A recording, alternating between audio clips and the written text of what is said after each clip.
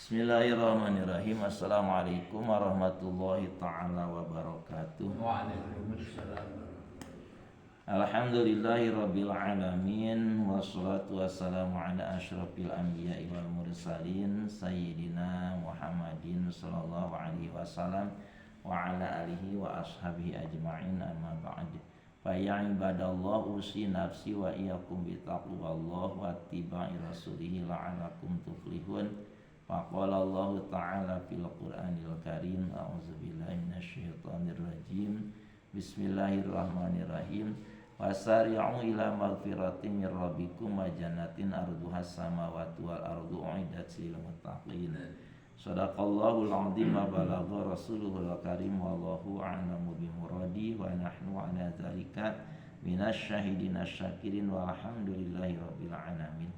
Hadirin jamaah salat subuh yang dimuliakan oleh Allah, mari kita bersyukur kepada Allah dengan ungkapan kalimat Alhamdulillahirabbil alamin, dan mari kita bersolawat kepada Rasulullah sallallahu alaihi wasallam dengan ungkapan kalimat Allahumma shalli ala sayyidina Muhammad wa ala ali sayyidina Muhammad. Mudah-mudahan kita semua diistiqomahkan oleh Allah dalam kebaikan, ketakwaan, ibadah kepada Allah, dan semoga kita diakui sebagai hamba Allah dan diakui sebagai umat Rasulullah SAW. Pada hari kiamat nanti kita mendapat kemuliaan yang Allah janjikan. Hadirin yang dimuliakan oleh Allah, mari kita lanjutkan kembali ta'lim dari kitab Bulughul Maram, masih dalam judul Babu Sholatit Tatawwu'i, salat sunat. Di Subul Salamnya halaman 14, hadis kedua 3. Bismillahirrahmanirrahim. Wa an Abdullah bin Amr bin As, dan dari Abdullah bin Amr bin As. Qala, kata beliau, qala Rasulullah sallallahu alaihi wasallam, Rasulullah sallallahu alaihi wasallam telah bersabda. Sabda beliau, ya Abdullah, wahai Abdullah, la takun, janganlah engkau mislapulan seperti si anu. Karena yakumu, dia punya kebiasaan bangun minal laili, di waktu malam, punya kebiasaan melaksanakan ibadah sholat di waktu malam. Fataroka, lalu dia tersebut, ya, si fulan tersebut meninggalkan qiyamal laili, meninggalkan ibadah di waktu malam, meninggalkan qiyamal lail, sholat di waktu malam. Muttafaqun alaih, hadis ini diriwayatkan oleh Imam Bukhari dan Muslim. Qala Ibnu Arabi, kata Ibnu Arabi, hadal hadisu dalilun ala anna qiyamal laili laisa biwajibin. Kata Ibnu Arabi, hadis ini dalilun, sebagai dalil, ala anna qiyamal lail, sesungguhnya qiyamal lail, ibadah salat sunnah di waktu malam itu laisa biwajibin, tidak wajib gitu. Jadi sholat sunnah di waktu malam itu hukumnya tidak wajib. Sholat apa yang dilakukan di waktu malam sholat sunnah itu? Biasanya tahajud, sholat witir, banyak. Nah itu hukumnya tidak wajib. Idlau kana wajiban lam yaktafi li tarikihi bihadal qadari bal kana yadumuhu ablal qadami. Karena kalau sholat sunnah di waktu malam itu hukumnya wajib, nah tidak cukup cuma dengan celaan jangan seperti si anu, nah itu. Jadi si anu itu punya kebiasaan tadinya qiyamul lail, ibadah salat sunat di waktu malam, tapi kadienakeun kalau ditinggalkeun gitu kebiasaan tersebut, ya ku Rasul dicela. Kalau qiyamul lail yakni salat sunat di waktu malam itu hukumnya wajib, celaannya tidak seperti itu, akan dengan celaan yang sangat keras gitu ya. Karena kalau meninggalkan hal yang wajib kan celaannya, sanksinya itu berat itu. Ya mah cuma jangan seperti si anu, misalnya itu punya kebiasaan qiyamul lail, Pak, ibadah di waktu malam, geus punya kebiasaan itu kalau ditinggalkan gitu. Nah, ulah gitu.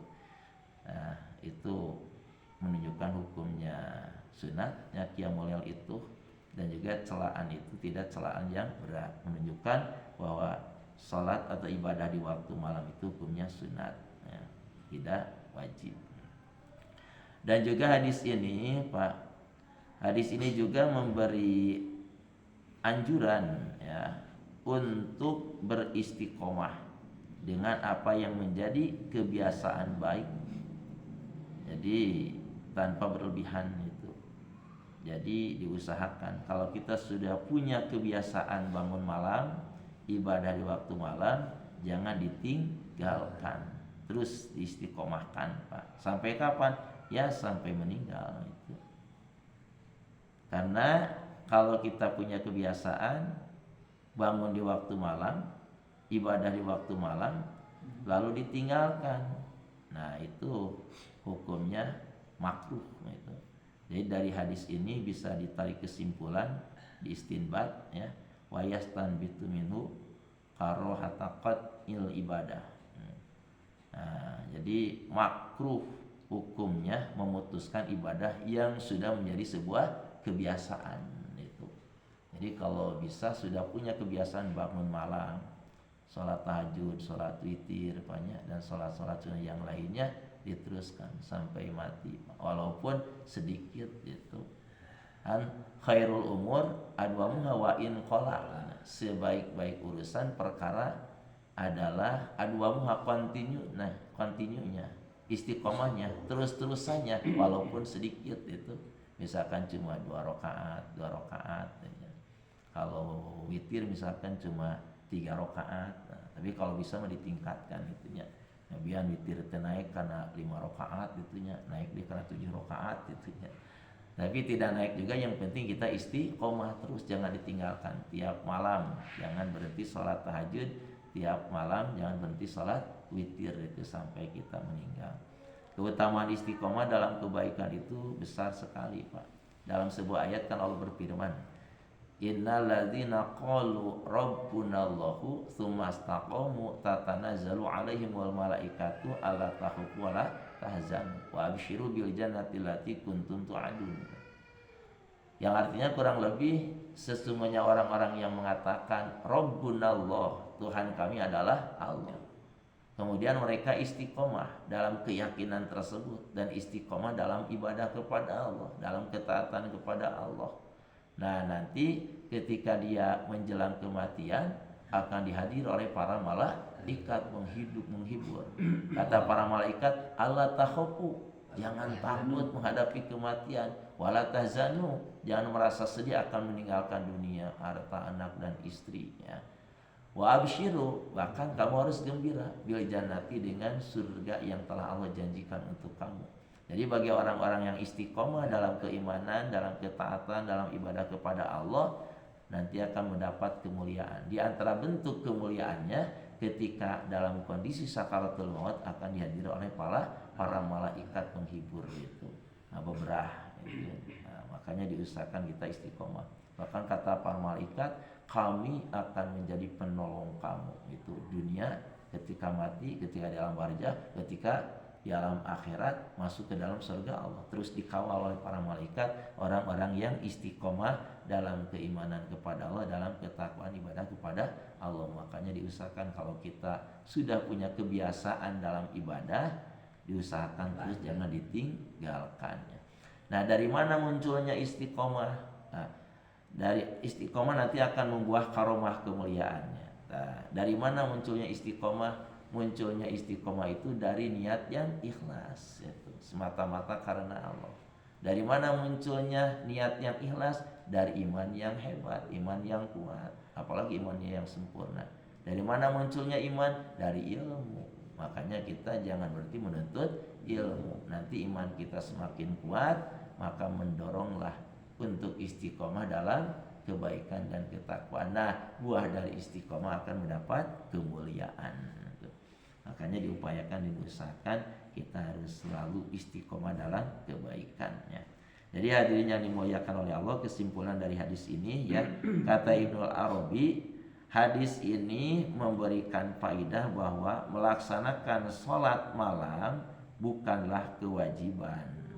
Jika sholat malam ini wajib, maka orang yang meninggalkannya tidak akan disikapi seperti itu, akan tetapi akan dicela dengan seberat-berat celaan. Juga hadis ini memberi anjuran untuk beristiqomah dengan apa yang menjadi kebiasaan baik seorang tanpa berlebihan ya.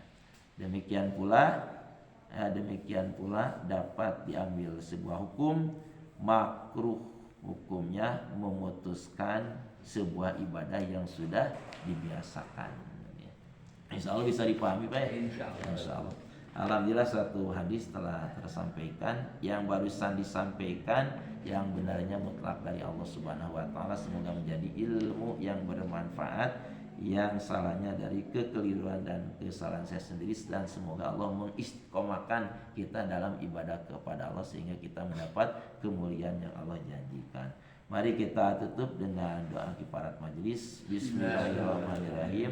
Subhanakallahumma wa bihamdika asyhadu an la ilaha illa anta astaghfiruka wa atubu ilaik. Akhirul kalam, wassalamualaikum warahmatullahi taala wabarakatuh. Waalaikumsalam.